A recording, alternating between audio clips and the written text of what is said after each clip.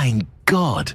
This incredible HFY masterpiece found you today. Witness the legend, starting now. So there's this place called Station Omega 7, right? It's basically the universe's biggest shopping mall for things that go boom. Every year, the Galactic Council hosts the Intergalactic Arms Expo, and every species with a chip on their shoulder and something to prove shows up waving their latest doomsday device around like it's a participation trophy. This year was no different, except for one tiny detail. Humanity showed up. Now, humans had only been part of the galactic community for about 5 years, which in cosmic terms is like showing up to a family reunion where everyone else has known each other for millennia. We were the new kids, the barely evolved apes who'd figured out faster than light travel by sheer stubbornness and an alarming amount of duct tape. Enter Jake Reeves, engineer extraordinaire from Earth's Colonial Defense Force, currently standing in booth 17B, sandwiched between a Kralaxian particle beam vendor and a Zephyrite gravity mine salesman. Jake was lean, perpetually sleep-deprived, and had the kind of smile that said he knew something you didn't. His booth, decorated with what could only be described as a medieval fair reject sale, featured swords, spears, a longbow, and the centerpiece, a gorgeous recurve crossbow made of carbon fiber composite. The aliens hated it immediately. "Is this a joke?" Commander Thrautix bellowed, his reptilian scales turning a deeper shade of purple, which Jake had learned meant either anger or indigestion. Thrautix was a Vextorian, 7 feet of muscle and military medals, with a face that looked like someone had tried to make a dragon but gave up halfway through. "You bring medieval weapons to a military arms expo?" Jake leaned against his booth, completely unbothered. "Medieval? Nah, Commander. Renaissance era, actually. There's a difference. The crossbow wasn't perfected until the 1400s, which technically makes it early modern period weaponry." Thrautix's eye twitched. "It's wood and string, carbon fiber and synthetic polymer cables. But sure, close enough." That's when Pip showed up. Pip was what humans affectionately called a flying spaghetti monster, though the official designation was Tentaculi minimus. He was about the size of a basketball, with 8 wiggly tentacles, 2 huge curious eyes, and a translator box that made him sound like he'd been sucking helium. He floated over to Jake's booth, genuinely fascinated. "Human Jake! Human Jake! What is this marvelous device?" Pip's tentacles waved at the crossbow like a kid pointing at candy. "That, my gelatinous friend, is a crossbow. Humans used these to hunt, fight wars, and generally solve problems before we invented gunpowder." "Before gunpowder?" Thrautix laughed, a sound like rocks in a garbage disposal. "You're showcasing weapons from before you even had proper explosives? What's next? Sharpened sticks? Angry thoughts?" A small crowd of alien arms dealers had gathered now, all sharing Thrautix's amusement. There was Krelix, a mantis-like Chitonian, Velmora, a crystalline being who communicated through light pulses, and Glorp, who was basically a sentient pile of aggressive moss with surprisingly good taste in shoes. Jake just smiled wider. "You know what's funny about you advanced species? You all forgot something really important." "And what's that?" "Primitive." Thrautix sneered. That simple usually means reliable. Thrautix's scales rippled with what Jake was now certain was pure annoyance. The commander stepped closer, towering over Jake's booth, his breath smelling like burnt copper and regret. "Reliable? Reliable? I have conquered 47 star systems with Vextorian military technology. Our weapons can crack planets. Our rifles fire ionized antimatter. Our grenades create miniature black holes." He jabbed a clawed finger at Jake's crossbow. "That toy couldn't crack an egg." Pip's tentacles curled nervously. "Commander, perhaps we should respect all cultural approaches. To defensive technology, silence, microbe." Thrautix turned back to the growing crowd. "I'll tell you what, human. Since you're so confident in your wooden relics, let's have a demonstration. Right here, right now. The expo arena is open. We'll both take shots at the standard target drones. Whoever destroys more wins." Jake raised an eyebrow. "Wins what exactly?" "Respect, credibility, and the primary defense contract with the Galactic Council, worth approximately 40 million credits." Thrautix's smile was all teeth. "Unless you're afraid?" The crowd murmured with excitement. Nothing spiced up an arms expo like public humiliation. Jake scratched his chin, pretending to think about it. "Sure, why not? I've got time before lunch." "Excellent. Prepare to be educated on what real weaponry looks like." Thrautix snapped his fingers, and 2 of his attendants rushed over with what looked like a weapon designed by someone having a fever dream. The Stellar Incinerator 9000 was 6 feet long, covered in glowing tubes, rotating parts, and had what appeared to be a small nuclear reactor attached to the grip. 20 minutes later, they'd gathered in the expo arena, a reinforced testing zone with energy shields and target drones hovering at various distances. About 200 spectators filled the viewing gallery, which was roughly 1/3 actual interest, and 2/3 hoping to see the human fail spectacularly. Throdix went first, naturally. He hefted the stellar incinerator onto his shoulder with a grunt, pressed 17 buttons in sequence, waited for the warm-up cycle, adjusted 3 dials, and finally aimed at the closest target drone. "Behold!" he roared and pulled the trigger. The weapon made a sound like a dying whale, flashed bright purple, and fired a blob of superheated plasma that wobbled through the air like a drunk firefly. It hit the target drone, which sparked, smoked, and sort of melted in half before falling to the ground. The crowd politely applauded. "One target destroyed," announced Clerk Buston, the station's safety officer. He was an insectoid xylophi, with compound eyes and a clipboard that might as well have been surgically attached to his thorax. Contestant must now wait for mandatory cooldown period. Estimated time, 4 minutes. Jake couldn't help himself. 4 minutes? What if you needed to shoot twice in, I don't know, a combat situation? The stellar incinerator is a precision instrument, Throdix snapped, watching his weapon literally steam. It requires thermal regulation. 3 other aliens took their turns. Krelix's quantum disruptor short-circuited after 1 shot. Velmora's photon lance worked beautifully but took 90 seconds to charge between shots. Glorp's spore cannon was just gross. Effective, but gross. It dissolved the target in acidic fungus while everyone in the viewing gallery gagged. After all the demonstrations, the scoreboard read, "Various aliens, 1 target each, lots of problems." "Now then, human," Throdix said, his weapon finally cooled down. "Show us what your primitive stick can do. Try not to injure yourself drawing it back." Jake stood up, grabbed his crossbow, and walked calmly to the firing line. Pip floated beside him, whispering, "Human Jake, are you certain about this? These beings will mock us forever if this fails." Jake winked at his tiny friend. "Pip, buddy, have a little faith. Besides, I haven't even shown them the fun part yet." He raised the crossbow, and the entire gallery burst into laughter. The laughter echoed through the arena like someone had told the universe's worst joke. Jake stood there, crossbow in hand, waiting for the crowd to finish. Throdix was practically wheezing, his scales shaking with amusement. Oh, this is perfect," the commander gasped. "Someone record this. I want to show my hatchlings what happens when a species evolves too slowly." Pip's tentacles drooped. "Perhaps we should withdraw, human Jake. There's no shame in Pip. Relax. Watch and learn, little buddy."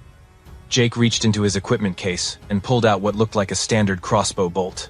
Except it wasn't standard at all. The shaft gleamed with a metallic finish, and the tip had a subtle blue glow that pulsed like a heartbeat. Clerk Buston's antennae twitched.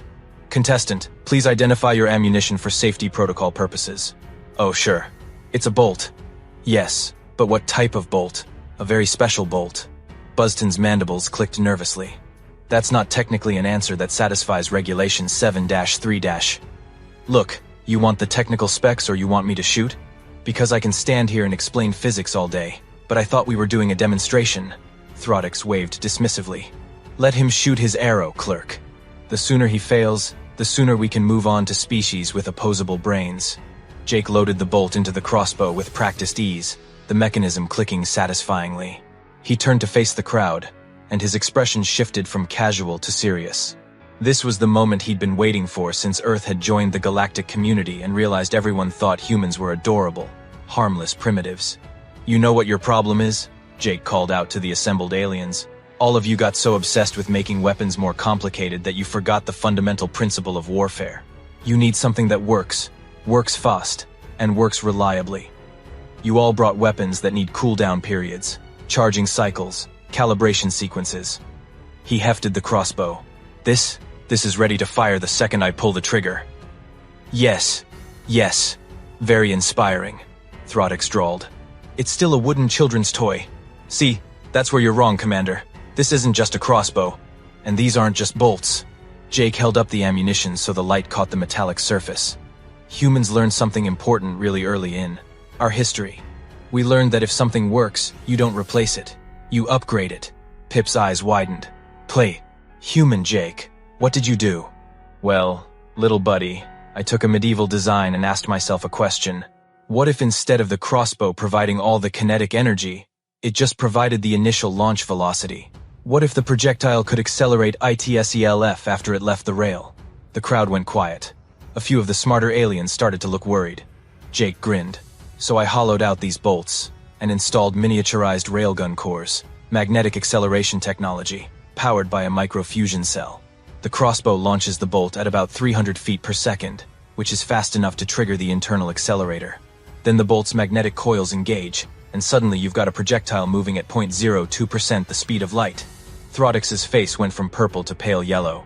That's not a crossbow anymore.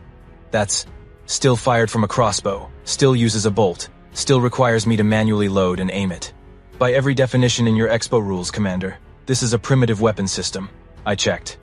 Jake's smile was absolutely vicious now. Pip helped me read through all 17,000 pages of regulations. Isn't that right, buddy? Pip's tentacles wiggled with excitement. Section 4. Paragraph 92. Subsection Delta.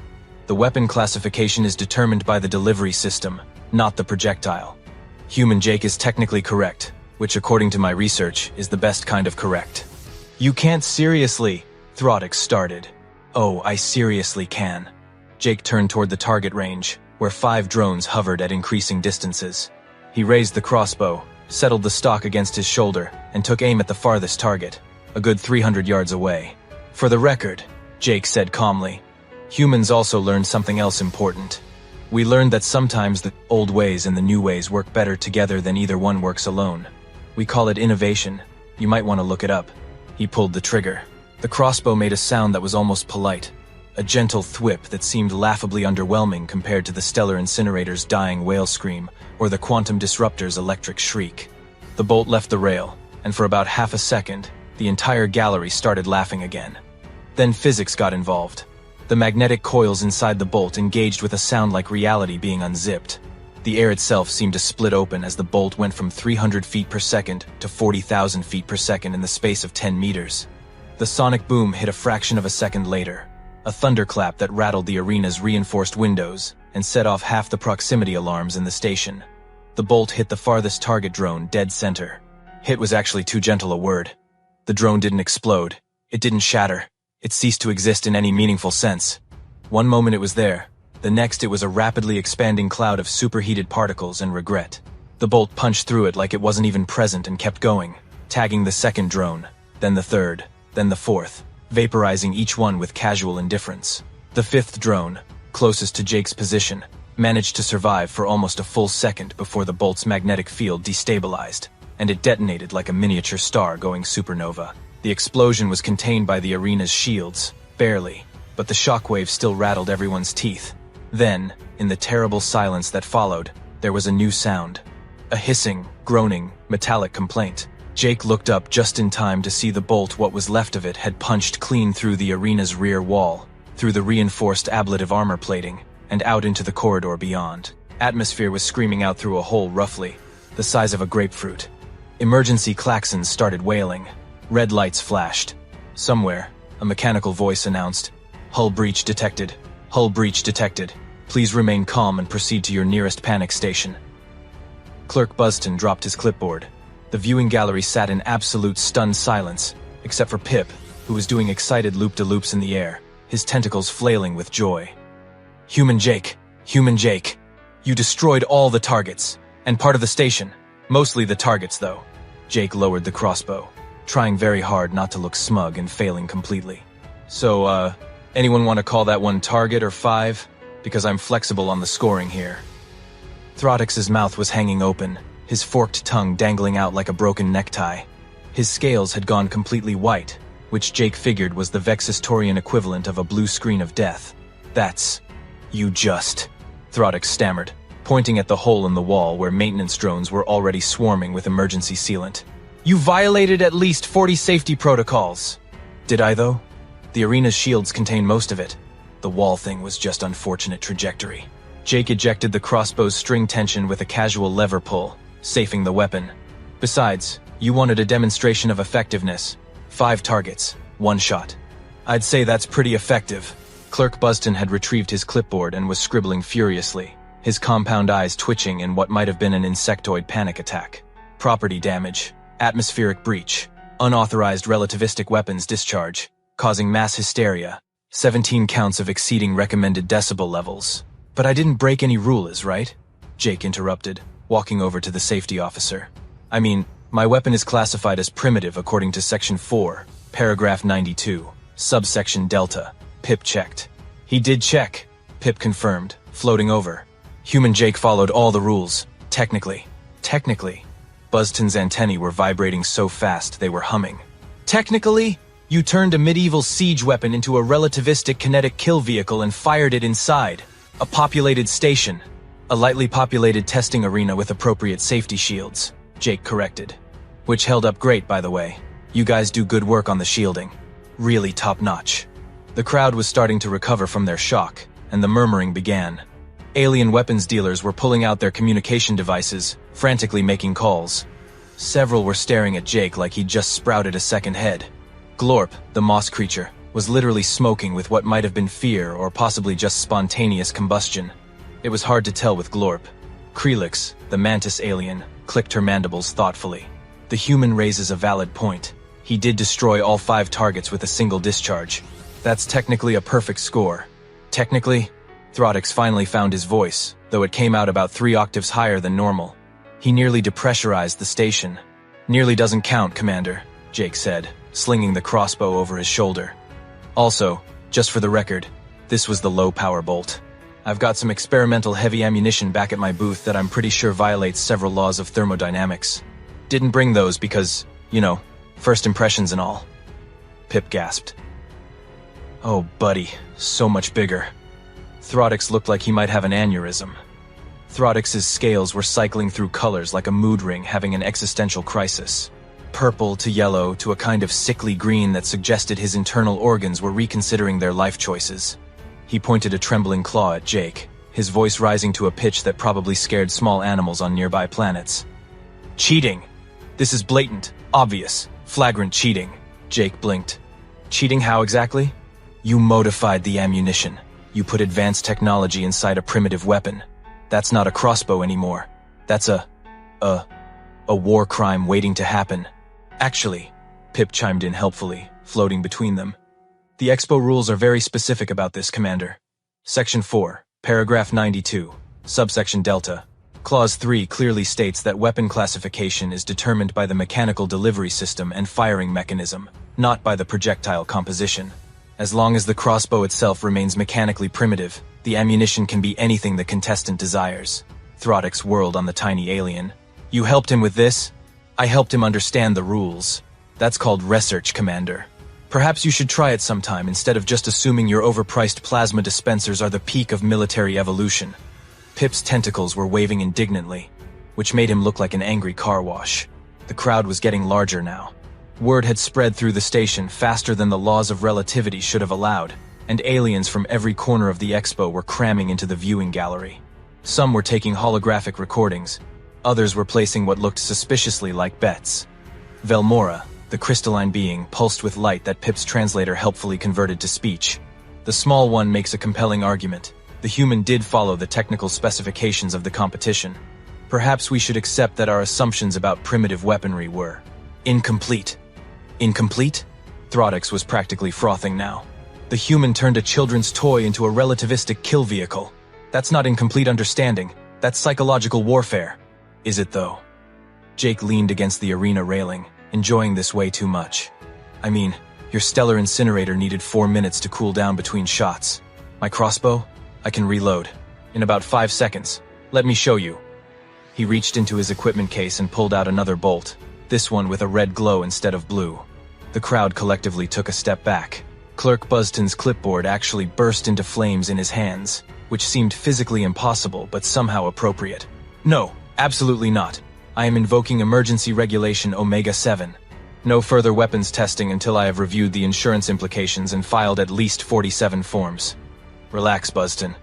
I'm just demonstrating the reload speed. Watch. Jake loaded the bolt with practiced efficiency, the crossbow clicking as the string locked into place. 5 seconds, exactly as promised. He didn't aim or fire, just safed it and held it up. See? Ready to go again. How's your incinerator doing, Commander? Throdix glanced at his weapon, which was still venting steam and making concerning whining noises. The cooling cycle display read 2 minutes and 37 seconds remaining. Krelix clicked thoughtfully. The human's point about reliability is becoming increasingly difficult to refute.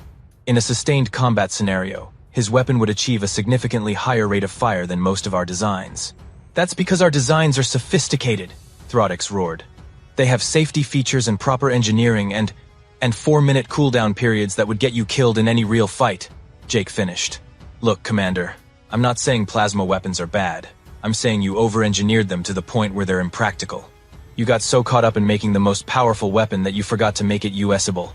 A new voice cut through the argument. The human is correct. Everyone turned. Standing at the entrance to the viewing gallery was Administrator Quelix, head of the Galactic Council's Defense Procurement Committee. She was a Signarin, tall and elegant with iridescent feathers and eyes that missed absolutely nothing. 2 armed guards flanked her, which was standard protocol, but the fact that she was here, at the expo, was decidedly not standard. Throdix immediately snapped to attention. Administrator, I was just explaining to this human that his weapon violates the spirit of innovation? Quelix glided forward, her feathers catching the light. The spirit of practical military application? Or perhaps the spirit of embarrassing a Vextorian commander in front of his peers? Throdix's scales went completely white again. Quelix approached Jake's position, examining the crossbow with genuine interest. I've been watching your demonstration, Mr. Reeves. The Council has been watching, actually. We've had concerns about the current state of galactic military technology for some time now. Too expensive, too complicated, too prone to failure in field conditions. See, the Administrator gets it, Jake said. However, Quelix continued, her tone sharpening, you did just punch a hole in a populated station. That's not ideal. In my defense, the arena was supposed to contain shots up to classified threat level 7. My bolt was maybe a level 5. Your contractor might have cut some corners on the back wall. Clerk Buston made a strangled noise. The back wall was triple reinforced ablative armor plating. Might want to go for quadruple next time. Several aliens in the crowd were now furiously taking notes. Jake noticed more than a few weapons manufacturers looking at their own designs with newfound suspicion, like they'd just realized their children were disappointing. Glorp, the moss creature, burbled something that the translator rendered as, "Does the human take apprentices?" asking for a friend who is definitely me. Throdix wasn't done fighting. Administrator, you cannot seriously be considering giving the primary defense contract to a species that's been spacefaring for less than a decade. They barely understand quantum mechanics. They think duct tape is an acceptable repair solution. It is an acceptable repair solution, Jake protested. We've got space stations held together with the stuff. Works great. That's terrifying, not impressive. Why can't it be both? Quelix raised a hand, silencing them. Commander Throdix, your stellar incinerator costs 400,000 credits per unit, requires a specialized maintenance team, and has a 43% failure rate in combat conditions according to field reports. Mr. Reeves's crossbow costs approximately 8,000 credits to manufacture, can be maintained by anyone with basic technical knowledge, and just successfully destroyed 5 targets with 1 shot. From a purely economic standpoint, the choice is obvious. But, Throdix looked around desperately for support. They're humans. They still have wars on their home planet. They eat meat. They listen to something called death metal for entertainment. Actually, I'm more of a classic rock guy myself, Jake interjected. That's not better. Pip was practically glowing with excitement. Does this mean human Jake wins? Does he get the contract? Can I be his business partner? I've already designed a logo. Quelix's feathers ruffled in what might have been amusement. The contract? No, not yet. Mr. Reeves will need to submit to full safety testing, environmental impact studies, and pass at least 90 different regulatory reviews before the council can make an official decision. Jake's face fell. 90 reviews? That'll take months. Yes. However, Quelix smiled, which on a Signarin looked slightly predatory. The council is prepared to offer you a provisional research and development contract, effective immediately. You'll work with our engineers to refine your designs, ensure they meet safety standards that don't involve puncturing station hulls, and develop a full product line. Payment is 50,000 credits up front, with performance bonuses. Okay. Yeah, I can work with that. Excellent. Report to council chambers tomorrow at 0900 hours. Quelix turned to leave, then paused. Oh, and Mr. Reeves? Bring more of those bolts. The Council is very interested in seeing what else humans consider primitive weaponry. She swept out, guards in tow, leaving a stunned silence in her wake. Throdix stood frozen, his entire worldview clearly shattered. Finally, he managed. "This is the worst day of my military career." "Could be worse, Commander," Jake said cheerfully. "I haven't even told anyone about the trebuchet designs yet." "The what?" "Siege weapon. Throws 90-kilogram projectiles over 300 meters using counterweight mechanics. Now imagine what happens when those projectiles have their own propulsion systems and targeting computers." Throdix made a sound like a deflating balloon and walked away, his attendants scrambling after him with the still-cooling stellar incinerator. Pip did 3 complete aerial loops. "Human Jake, we're going to be rich and famous, and probably responsible for a complete restructuring of galactic military doctrine." "Yeah, buddy. Yeah, we are." Jake grinned, watching the crowd of aliens now mobbing his booth, all wanting to see the crossbow up close. "You know what the best part is?" "What's that?" "I haven't even shown them the compound bow yet." 3 hours later, Jake's booth looked like it had been hit by a localized tornado made of curious aliens and credit transfers. Pip was frantically processing orders while Jake fielded questions from weapons manufacturers who'd suddenly realized that primitive didn't mean useless, it meant overlooked. The crossbow sat on display under a hastily installed force field Clerk Buston's idea, implemented with 17 additional safety protocols and a liability waiver that was longer than some species' constitutions. Jake was explaining the finer points of medieval warfare to a fascinated group of Chitonian engineers when Pip floated over, all 8 tentacles clutching data pads. "Human Jake! Human Jake! You won't believe the morning we've had!" 17 confirmed orders for demonstration units, 43 research partnerships requests, and 6 marriage proposals, though I think 3 of those might be translation errors. Only 3? The other 3 were definitely intentional. Glorp was very specific about the prenuptial arrangements. Jake laughed, accepting another datapad from a Zephyrite merchant who wanted to discuss bulk manufacturing rights. The galaxy, it turned out, was very interested in what else humanity had been doing for the last 10,000 years while everyone else was developing plasma weapons and gravity manipulation. Throdix hadn't returned, but Jake had received a terse message from him an hour ago. It read simply, "I hate you. Respectfully, Commander Throdix," which, coming from a Vextorian military officer, was basically a declaration of grudging admiration. As the crowd finally started to thin station, time was approaching evening cycle, and even arms dealers needed sleep. Jake sat down on his equipment case and pulled out his personal datapad. Pip settled onto his shoulder, exhausted but happy. "We did good today, didn't we, Human Jake?" "We did great, little buddy. You know what this means, right? That humanity is going to revolutionize galactic warfare and possibly cause several species to completely rethink their military strategies?" "Well, yeah, that." But also Jake pulled up a schematic on his datapad, showing a design that made Pip's eyes widen to comical proportions. "It means we've got funding to build the really fun stuff now." The schematic showed a sword. Not just any sword, but a beautifully engineered blade with a molecular vibration generator built into the hilt, edge alignment stabilizers, and what appeared to be a miniaturized plasma field emitter running along the cutting edge. "Human Jake, is that a vibroblade?" "Yeah, oscillates at 50,000 cycles per second, cuts through most standard armor plating like butter. The plasma field is just for the dramatic glow effect, completely unnecessary, but it looks amazing in low light." Pip's tentacles trembled. "Your species weaponized swords. In the space age. Why would you do that?" "Because sometimes you run out of ammo, Pip, and sometimes you need to make a point up close and personal. Plus, and I cannot stress this enough, they look incredibly cool." Jake scrolled to another schematic. "I've also got designs for smart javelins, self-guiding throwing axes, and a longbow with a maximum effective range of 3 kilometers. That's terrifying. That's humanity, buddy. We never forgot where we came from. Every species in the galaxy looked at their primitive weapons and thought, thank goodness we evolved past that nonsense. Humans looked at ours and thought, but what if we made them worse? I think you mean better. Pip, in the context of weapons design, worse and better are the same thing." A notification popped up on Jake's datapad. It was from Administrator Quelix. "Mr. Reeves, the Council has reviewed your preliminary schematics. We are particularly interested in your notes regarding siege weaponry and orbital mechanics. Please bring detailed plans for your trebuchet to tomorrow's meeting. Also, please confirm that your species has not, in fact, already weaponized catapults for space combat.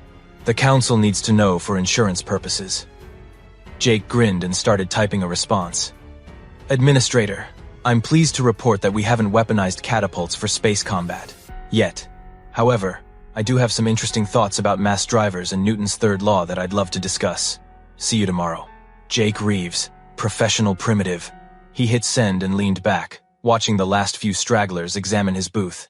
A group of young Kralaxian military cadets were staring at the crossbow with the kind of reverence usually reserved for religious artifacts.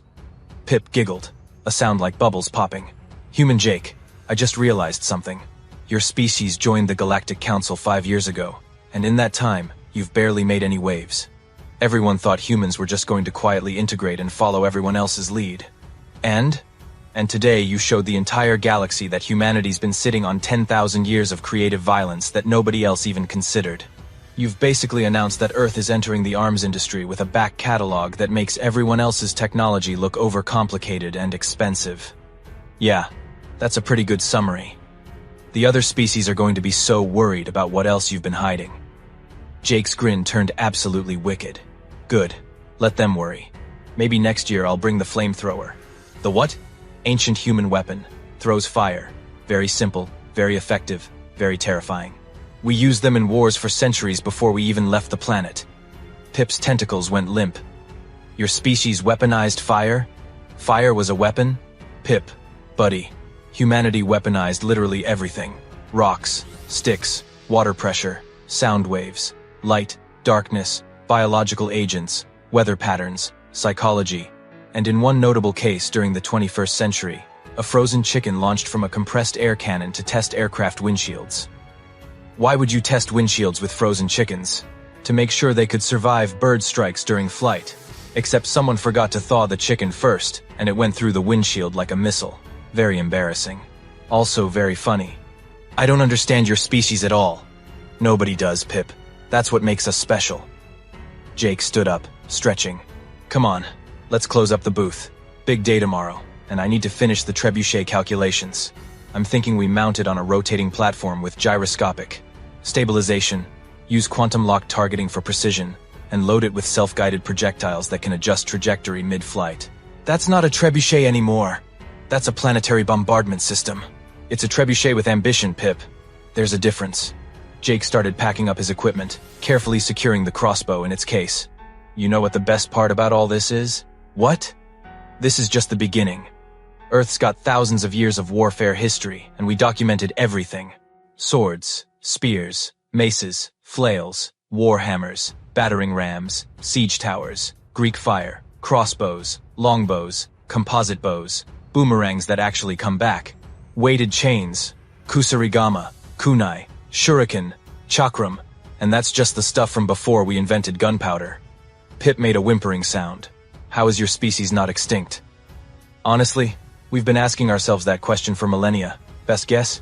We're too stubborn to die and too creative to stop finding new ways to be dangerous. Jake sealed the last equipment case and looked around the expo hall. The galaxy's about to learn something important, Pip. What's that? That when humans said we came in peace, we meant it. But we never said we came unarmed. Pip laughed, a sound of pure joy mixed with existential terror. I can't wait to see what happens next. Stick with me, buddy. We're going to make history. Or possibly violate several weapons treaties. Why not both? They left the expo hall together. Jake carrying his cases of primitive weaponry and Pip floating beside him, already designing marketing materials for their new business venture. Ancient Earth Arsenal, where old school meets new school, and everything in between gets destroyed. Behind them, station maintenance was still working on patching the hole in the arena wall. It would take 3 days, 17 repair drones, and a complete replacement of the rear bulkhead section. The patch crew chief, a grizzled, Vextorian engineer, stared at the damage and shook his head. Humans, he muttered. 5 years in the galactic community and they're already changing everything. His assistant, younger and less experienced, looked confused. Is that bad? The crew chief thought about it for a long moment, watching Jake and Pip disappear around the corner, already planning their next impossible weapon. Ask me again in 5 years, kid. If we're still alive, I'll let you know. Somewhere in the station, in the secure council chambers, Administrator Quelix was reading Jake's preliminary designs for orbital trebuchets and smiling in a way that would have terrified anyone who knew her well.